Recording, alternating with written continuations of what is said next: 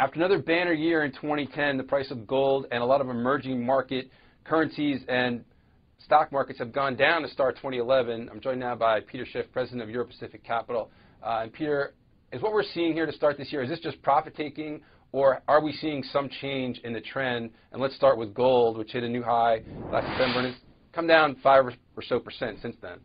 Yeah, well, I don't think it's a change in trend. I certainly think that people are taking profits, and there's a lot of profits to be taken, so I would imagine that that would happen. And I think there's two catalysts for what's happening with gold. I think one of them is the recent surge in the euro against all the currencies, including the dollar.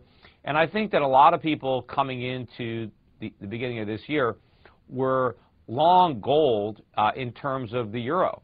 That was a popular trade, right. Short the euro, buy gold. I think that trade is being unwound right now as you see gold and the euro heading in opposite directions, which is not typical. Normally they're going in the same direction, but now they're going in opposite directions. So the decline in gold in terms of euros is much greater than the decline in terms of dollars. So I think those trades being unwound is pushing down gold and silver.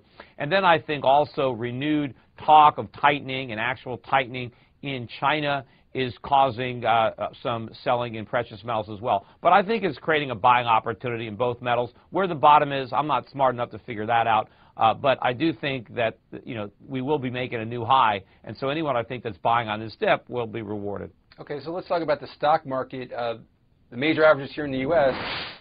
Recently hit multi-year highs. Have you been too bearish on U.S. stocks, especially relative to some emerging markets like China? The S&P outperformed the major Chinese indice last year.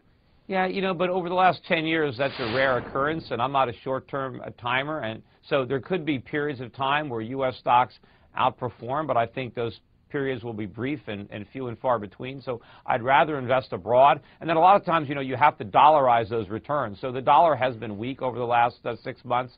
So a lot of these foreign markets, when you adjust for currencies, are doing a lot better than when you just look at the headline in local currencies. Right. So you're sticking, it sounds like, with the main themes you've talked about for the last several years, which is being long commodities, long international stocks. Are you short the dollar, short the U.S. market? How are you positioned Well, here? yeah. Well, when you're long foreign stocks or foreign bonds, by definition, you're kind of short the dollar.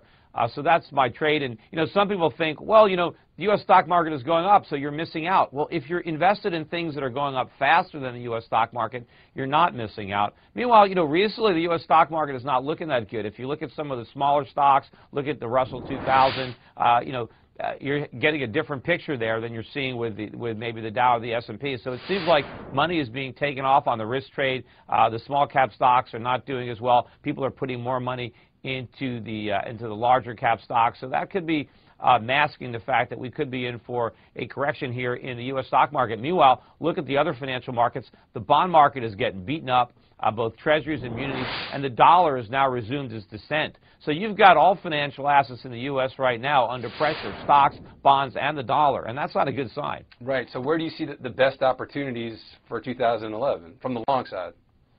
Well, I think they're in the same place. I think the precious metals, I think, what's happening right now with the dollar renewing its weakness, even against the euro, I think a weak dollar is a better environment for gold and commodities than a weak euro, and that's where I think we're headed. So I think you still want to buy the precious metals, commodities, energy. Oil seems to be stuck here just below $90 a barrel. I don't think it's going to stay there much longer. I do look for oil price to move above $100 a barrel this year. Industrial metals, same old themes. And I think that the emerging markets, which didn't do that well recently relative to the U.S., are going to come back strong. And I think those are the markets that you need to focus on, as well as the natural resource economies. All right, Peter, we got to leave it there. Thanks very much. Thank you.